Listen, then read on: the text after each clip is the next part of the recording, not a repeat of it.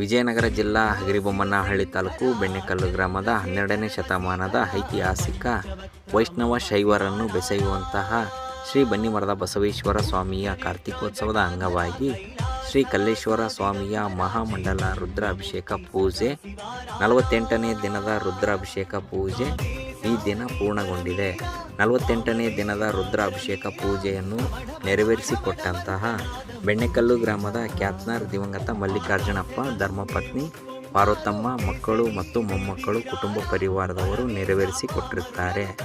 ಹಾಗೂ ಕಲ್ಲಪ್ಪನವರ ಬಸವರಾಜ ಧರ್ಮಪತ್ನಿ ಶಿವರುದ್ರಮ್ಮ, ಮಕ್ಕಳು ಮತ್ತು ಕುಟುಂಬ ಪರಿವಾರದವರು ನೆರವೇರಿಸಿಕೊಟ್ಟಿರುತ್ತಾರೆ.